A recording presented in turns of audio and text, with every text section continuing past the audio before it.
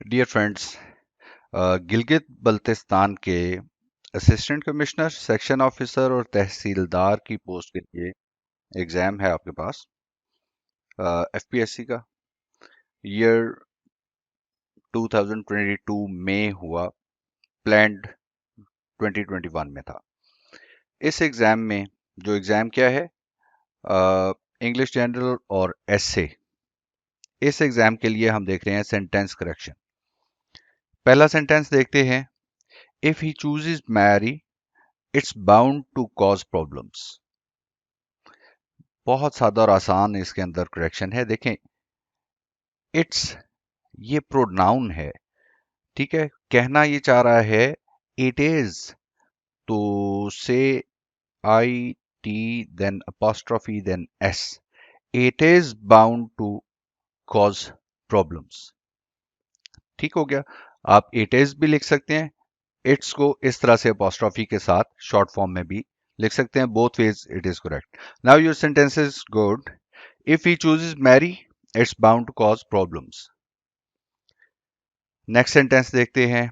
I have been learning English since 5 years। वैसे ऐसी English का क्या फायदा 5 साल लर्न करने के बाद जिसमें सिंस और फॉर का इस्तेमाल ठीक से ना आए। देखिए, 5 years ये कोई स्पेसिफिक पॉइंट से बिगिनिंग नहीं बता रहा, ठीक है। इन जनरल ड्यूरेशन बता रहा है सिर्फ। देयरफॉर हम सिंस नहीं यहाँ पर फॉर यूज करेंगे। And your sentence is good. I have been learning English for 5 years। Next sentence देखिए। Had I worked hard, I would pass the exam. बहुत आसान सीधा सा, हैड और वुड हैव का इस्तेमाल वो ठीक से करना है। हैड आई वर्कड हार्ड, ये क्लॉज आपकी ठीक है। I would have, I would have passed, oh third form of the verb be, I would have passed the exam. Now the sentence is good. The only way to improve through hard work and dogged perseverance. Ooh, इसका क्या करेंगे? देखें, the only way to improve ये आपका subject of the verb है, और through hard work and dogged perseverance ये आपका ऑब्जेक्ट ऑफ द वर्ब है। And where is the verb? Verb missing है। यहां पर वर्ब आएगा इज। द ओनली वे के साथ आप इज इस्तेमाल करेंगे। The only way to improve is through hard work and dogged perseverance. इस डॉग्ड के ऊपर आप मुमकिन है एतराज करें प्रोनाउंसिएशन के ऊपर। जैसे हम लर्नेड प्रोनाउंस करते हैं, इसी तरह कुछ एडजेक्टिव्स हैं, कुछ third form of the verb past participle ऐसे हैं जिन्हें जब एडजेक्टिव के तौर पर इस्तेमाल करते हैं तो लर्नेड के तरीके पर इस्तेमाल करते हैं। देयरफॉर यहां पर ये डॉग्ड प्रोनाउंस किया जाएगा। His work has criticised for being imitative and shallow. चलो, यहां पर देखें, हिज वर्क हैज क्रिटिसाइज्ड, इसका मानी है उसके वर्क ने किसी को क्रिटिसाइज कर दिया। हालांकि कहना यह चाह रहा है राइटर कि उसके काम को क्रिटिसाइज किया गया, पैसिव वॉइस में वो बात करना चाह रहा है। His work has been criticized. Now your sentence is good. His work has been criticized for being imitative and shallow. Next sentence. Come, come, Miss Jones. You know well perfectly what I mean. aha अच्छा, यहाँ पे यार लोगों ने क्या किया, कम कम, इसको उन्होंने एक्सक्लेमेटरी समझ के एक्सक्लेमेशन मार्क्स लगा दिए। ये परसुएशन के लिए है, आइए आइए, ठीक है। परसुएशन के लिए जब हम इस तरह से बात करते हैं तो कॉमाज इस्तेमाल होते हैं। कम के बाद कॉमा, दिस इज गुड, फिर अगेन कम, इसके बाद फिर से कॉमा लगाना है। यहां तक भी ठीक हो गया। मिस जोन्स, इसके बाद भी कॉमा लिखा हुआ है, ठीक। यू नो वेल परफेक्टली, अब ये परफेक्टली इनफैक्ट एडवर्ब वेल को मॉडिफाई कर रहा है, ये मिसप्लेस्ड है।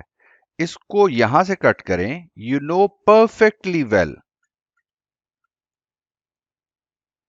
you know perfectly well what I mean. Come, come, Miss Jones, you know perfectly well what I mean. Sentence correct हो गया, पंक्चुएशन भी देखने थे और एडवर्ब को ठीक जगह पे लेके जाना था। नेक्स्ट सेंटेंस है the point at which solid and the liquid are in equilibrium is called the freezing point. अब इसमें एक सादा सा मसला है, लिक्विड और सॉलिड ये अनकाउंटेबल हैं यहां पर, देयरफॉर लिक्विड से पहले आर्टिकल दी नहीं आना यहां पर। ठीक हो गया।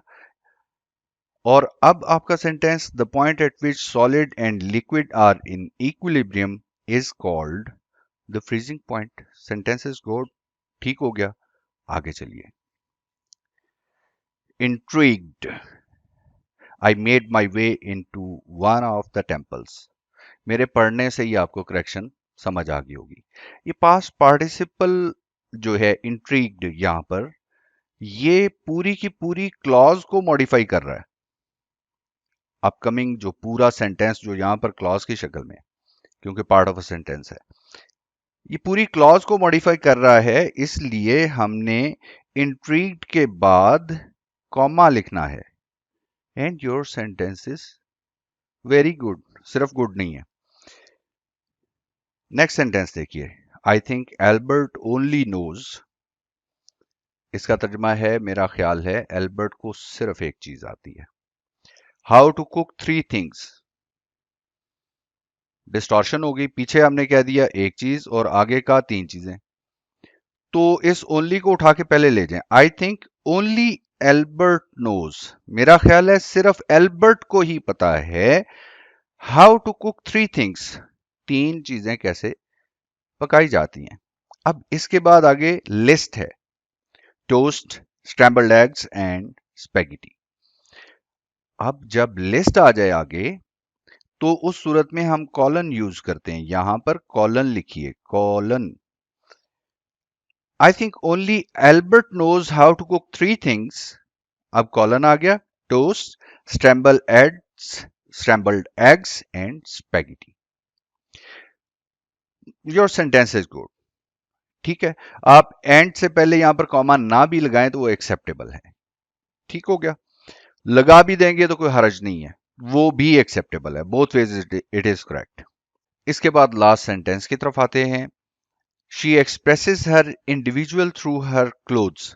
अब इंडिविजुअल जो है ये नाउन है, लेकिन इसके मानी है फर्द, तो वो अपना फर्द जाहिर करना चाहती है। नहीं, यहां पर एब्स्ट्रैक्ट नाउन रिक्वायर्ड है, इंडिविजुअलिटी। तो से individuality, she expresses her individuality through her clothes.